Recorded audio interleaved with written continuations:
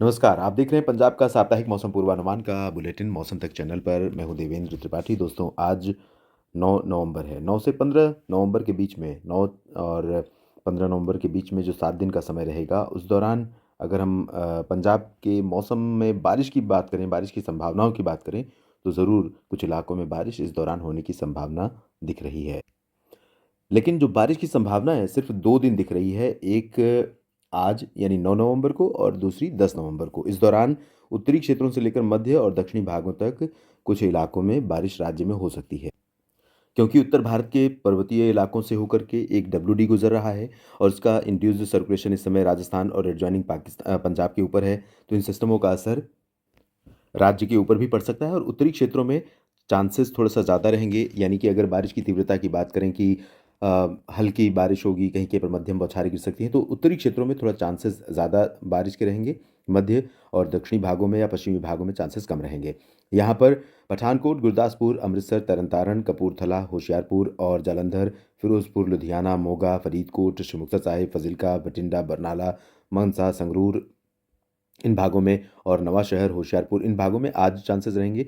कल थोड़ा-सा इधर भी चांसेस रहेंगे, पूर्वी क्षेत्रों में भी और पश्चिमी भागों में कल बारिश की संभावनाएँ कम हो जाएँगी।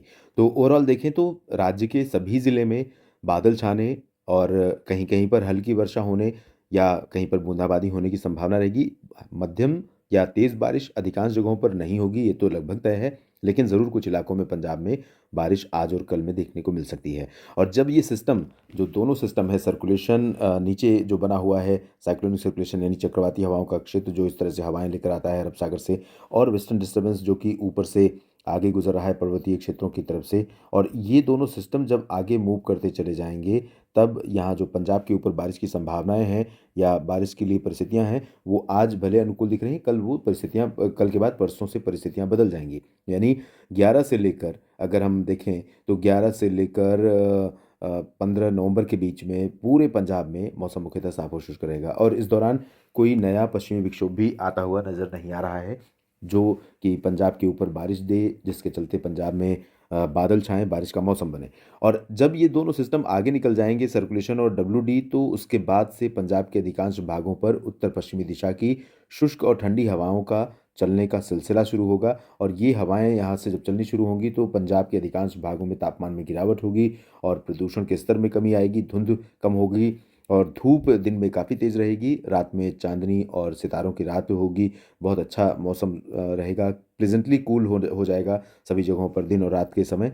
रात में सर्दी बढ़ जाएगी, लेकिन अगर यहाँ पर पराली जलाने की घटनाएं कहीं पर भी होती हैं तो किसी भी ज़िले में हो रही है, मान लीजिए किसी एक पर्टिकुलर ज़िले में, मैं नहीं कह रहा हूँ, आप किसान भाई कई बार इस बात को लेकर नाराज़ हो जाते हैं कि उनके ऊपर आक्षेप लगता है और पराली जलाने से उतना नुकसान नहीं होता वो कहते हैं, बाकी चीज़ों से नुकसान नुकसान होता है निश्चित तौर पर। औद्योगिक प्रदूषण है, गाड़ियों का प्रदूषण है, गाड़ियों का धुआं है, सड़क जो निर्माण स्थलों से निकलने वाली धूल और धुआं है उससे प्रदूषण होता है, लेकिन पराली का भी कुछ कॉन्ट्रीब्यूशन है।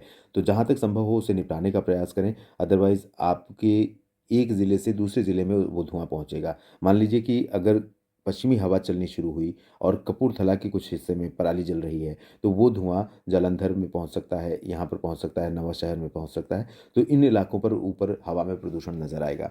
तो कहीं न कहीं ये कंट्रीब्यूशन, ये स्थिति जो है पूरे राज्य के लिए ठीक नहीं रहेगी और इवन देश के लिए भी ठीक नहीं रहेगी। तो पराली जलाने से बचें और बहुत सारे किसान भाई समझदार हैं, इस बात को लेकर के तैयारी भी कर रहे हैं और कई वैकल्पिक जो तरीके हैं पराली को निपटाने के उसको इस्तेमाल कर रहे हैं और कैसे इस डबल बर्निंग यानी पराली जलाने की घटनाओं में कमी आए, इसके लिए किसान भाई भी प्रयास कर रहे हैं। ये खबरें भी आती हैं और कई बार आपके कमेंट्स से भी पता चलता है।